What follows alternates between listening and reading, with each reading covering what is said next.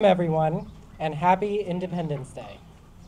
Before we start, we respectfully request that all cell phones are turned to silent mode. Thank you.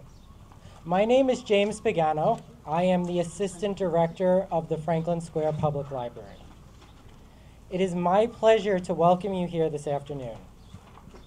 I would like to thank you for joining us for this special presentation. On July 4th, 1776, the Second Continental Congress voted to approve the Declaration of Independence inside the Pennsylvania State House, which is now Independence Hall in Philadelphia.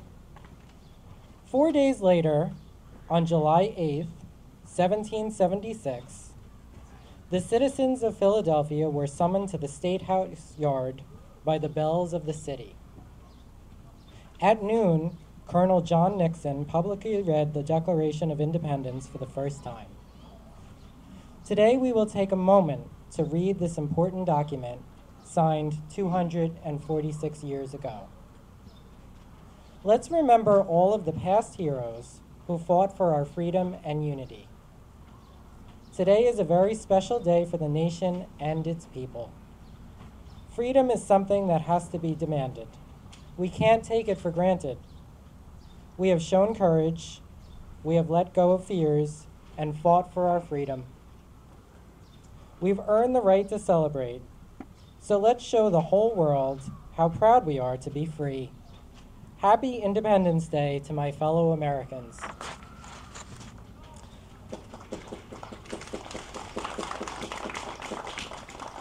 We will begin with a presentation of colors ceremony.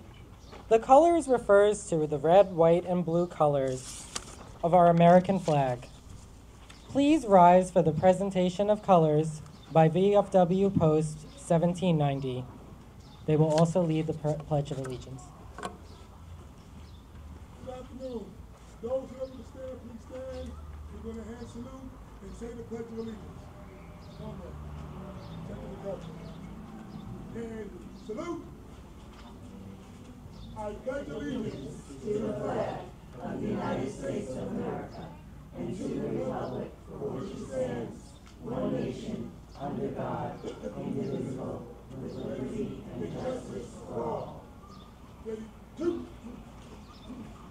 Thank you.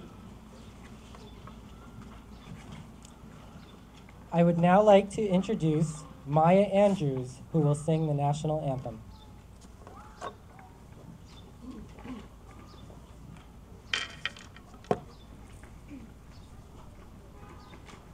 Oh, say, can you see by the dawn's early light what so proudly we hailed at the twilight's last gleaming, whose broad stripes and bright stars through the perilous fight o'er the ramparts we watched were so gallantly streaming, and the rockets' red glare, the bombs bursting in air, gave proof through the night that our flag was still there.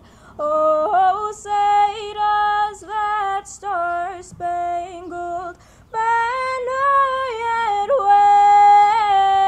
wave o'er the land of the free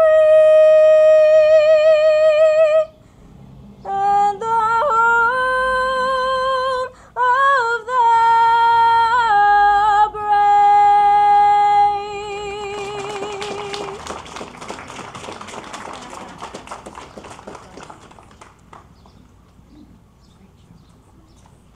I would now like to introduce Sean Siles, who will sing America the Beautiful.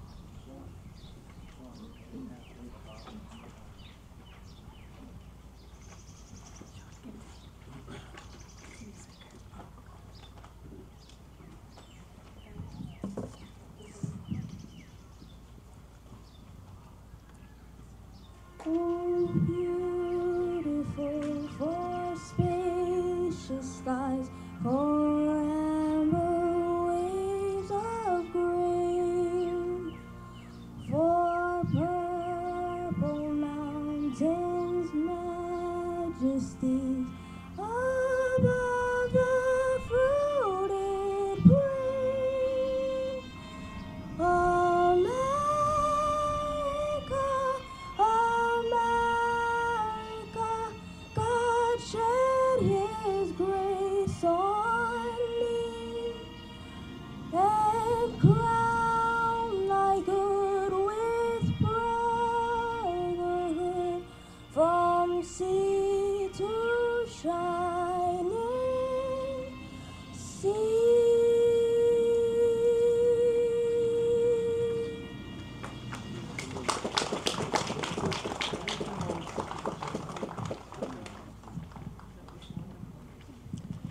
Before we are seated, let us have a moment of silence.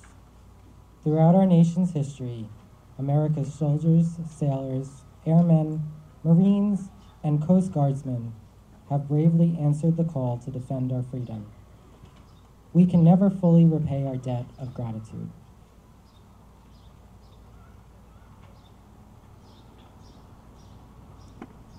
This concludes the moment of silence. Thank you. You may be seated.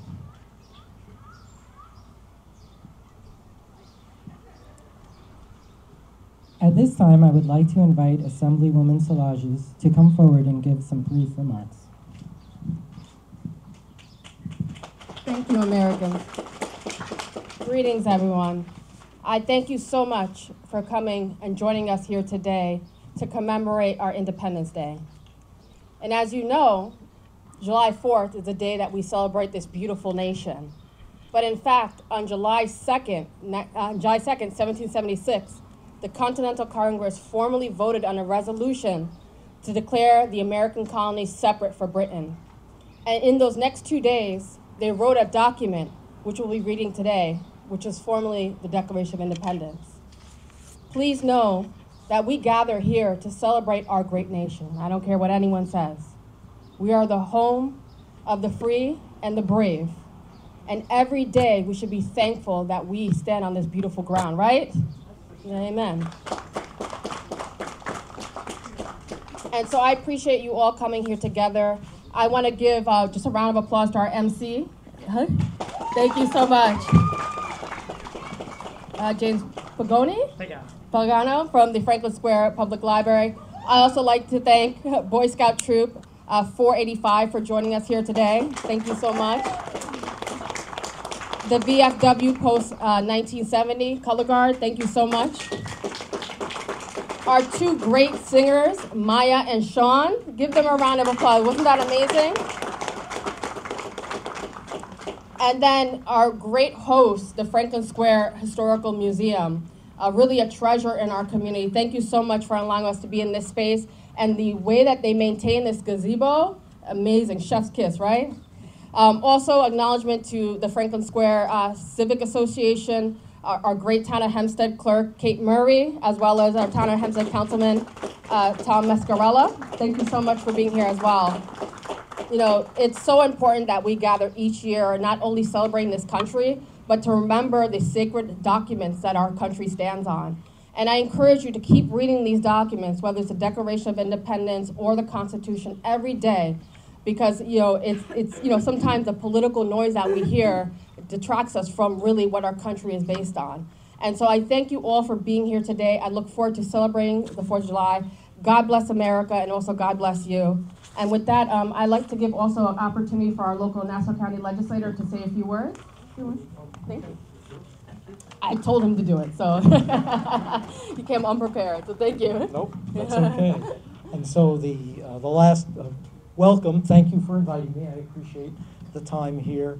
The last paragraph of the Declaration reads, if I remember this correctly, and in support of this Declaration, with a firm reliance on divine providence, we mutually pledge our lives, our fortunes, and our sacred honor. The men who signed the Declaration considered their honor to be sacred, something from God, and to be valued and not to be given easily. And most of those men did give, in fact, of their fortunes and some of their lives. Right before the Second Continental Congress dispersed, New York was captured by the British.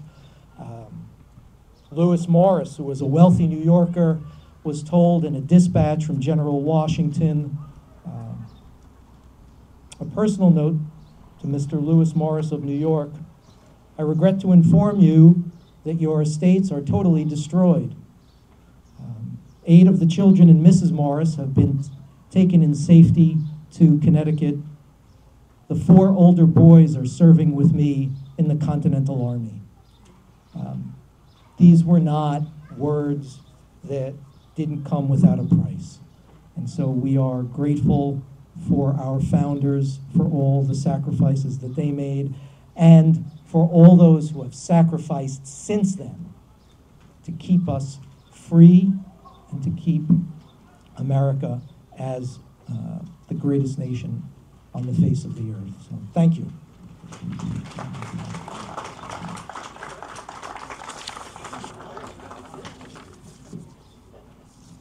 Okay, now we will begin the public reading of the Declaration of Independence.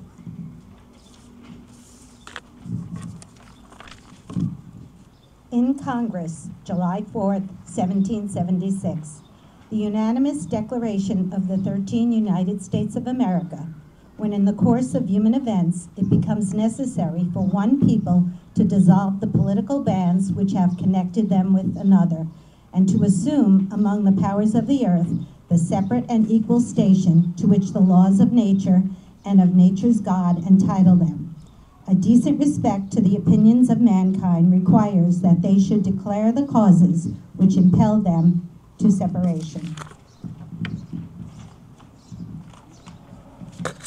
We hold these truths to be self-evident, that all men are created equal, that they are endowed by their Creator with certain unalienable rights, that among these are life, liberty, and the pursuit of happiness, that to secure these rights, governments are instituted among men, deriving their just powers from the consent of the governed, that whenever any form of government becomes destructive of these ends, it is the right of the people to alter or to abolish it, and to institute a new government, laying its foundation on such principles and organizing its powers in such form as to them shall seem most likely to affect their safety and happiness. Prudence indeed will dictate that governments long established should not be changed for light and transient causes.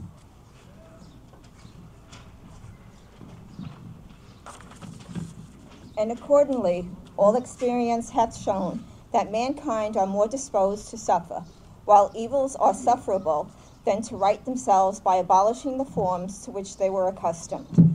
But when a long train of abuse and usurpations, pursuing invariably the same object, evinces a design to reduce them under absolute despotism, it is their right, it is their duty, to show off such government and to provide new guards for their future security. Such has been the patient sufferance of those colonies, and such is now the necessity that constrains them to alter their former systems of government. The history of the present King of Great Britain is a history of repeated injuries and usurpations, all having direct object the establishment of an absolute tyranny over these states. To prove them, these facts be submitted to a candid world.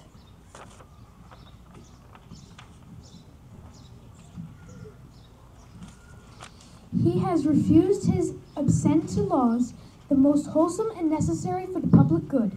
He has forbidden his governors to pass the laws of immediate and pressing importance, unless suspended in their operation till his assent should be obtained, and when so suspended, he has utterly neglected to attend to them.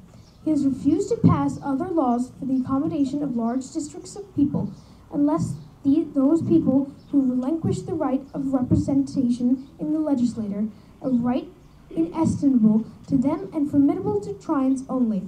He's called together legislative bodies in places unusual, uncomfortable, and distant from the depository of the public records, for the sole purpose of fatiguing them into compliance with his measures.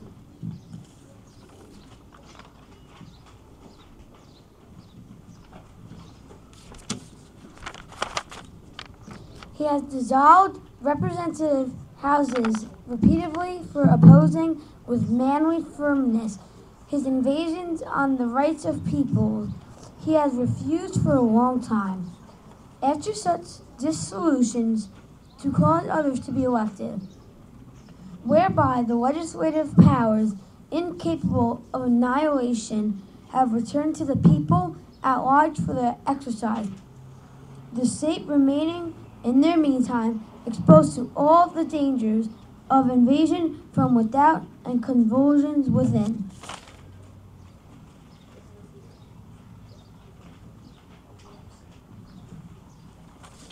He has endeavored to prevent the population of these states for that purpose of obstructing the laws for naturalization of foreigners, refusing to pass others to encourage their migrations hither, and raising their conditions of new appropriations of land.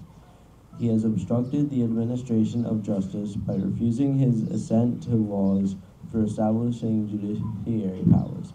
He has made judges dependent on his will alone for the tenure of their offices and the amount of payment of their salaries. He has erected a multitude of new offices and sent hither swarms of officers to harass our people and eat out their substance.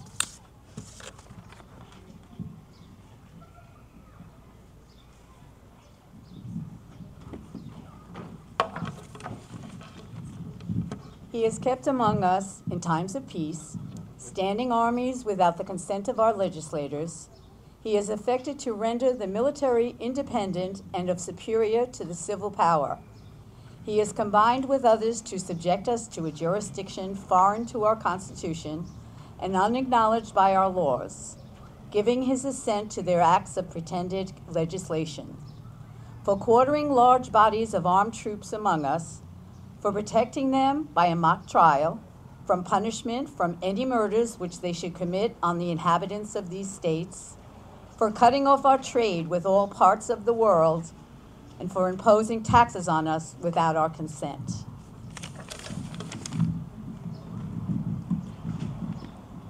For depriving us in many cases of the benefits of trial by jury, for transporting us beyond seas to be tried for pretended offenses, for abolishing the free system of English laws in a neighboring province, establishing therein an arbitrary government, and enlarging its boundaries so as to render it at once an example and fit instrument for introducing the same absolute rule into these colonies.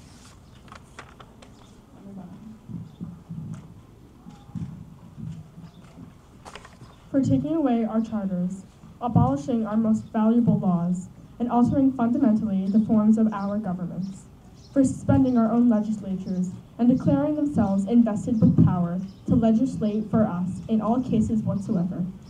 He has abdicated government here by declaring us out of his protection and waging war against us. He has plundered our seas, ravaged our coasts, burnt our towns, and destroyed the lives of our people. He is at this time transporting large armies of foreign mercenaries to complete the works of death, desolation, and tyranny, already begun with circumstances of cruelty and perfidy sacrally unparalleled in the most barbarous ages, and totally unworthy the head of a civilized nation.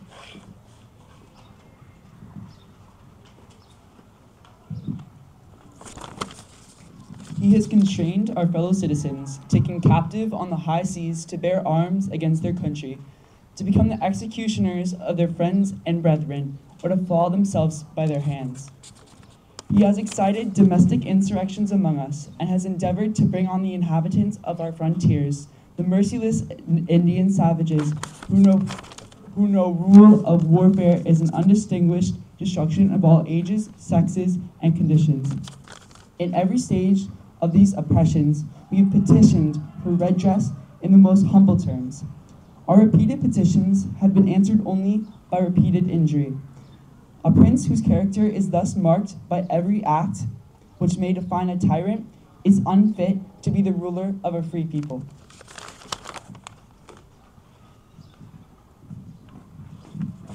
Nor have we been wanting in attentions to our British brethren.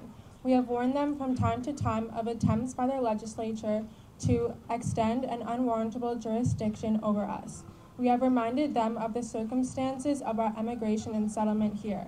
We have appealed to their native justice and magnanimity, and we have conjured them by the ties of our common kindred to disavow these usurpations which would inevitably interrupt our connections and correspondence. They too have been deaf to the voice of justice and of consanguinity. We must therefore acquiesce in the necessity which denounces our separation and hold them, as we hold the rest of mankind, enemies in war, in peace, friends.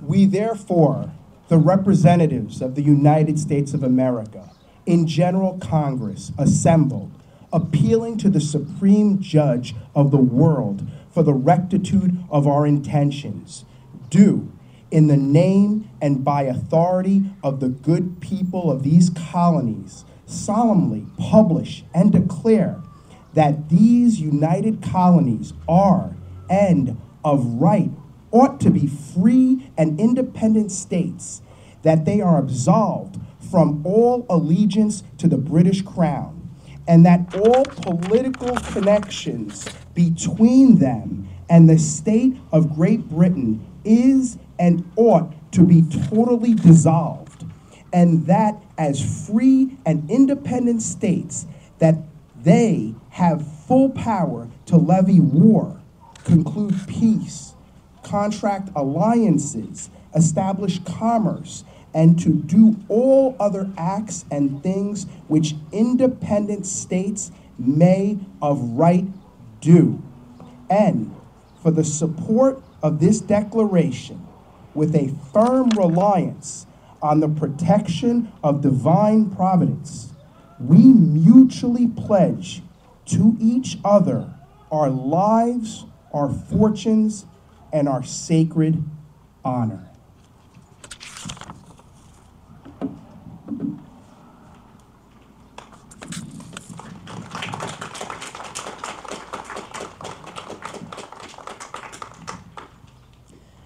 Thank you for taking time out of your busy schedule to attend this inspiring event. We hope that everyone enjoyed the program. Have a safe and joyous holiday weekend.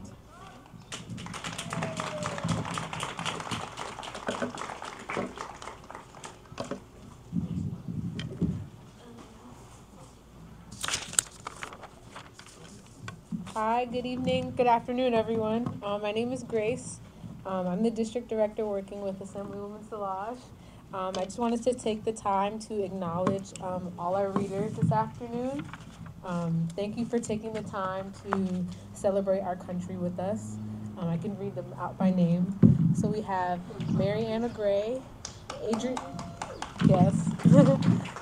Adrian McKenna, Eleanor Molina, and they're representing the Franklin Square Historical Museum, so thank you for coming. We also have Boy Scout Troop 485. So we had Mason Otero, Gaetano Oso, you can come up. And then we also have Declan. And then from the Franklin Square Civic Association, we have Phyllis Ann O'Connell. And then we have Kate Murray, our Town of Hempstead clerk. And then we have our wonderful interns. We have Juliet Burke, Christopher Sever, Kendall Pompey. And then we also have our wonderful judge, Bill Szilagyi. So thank you everyone for coming. We have snacks and water at the table provided by the Franklin Square Historical Museum. We're just gonna play some patriotic music. You can enjoy the weather, enjoy each other, and thank you again for coming.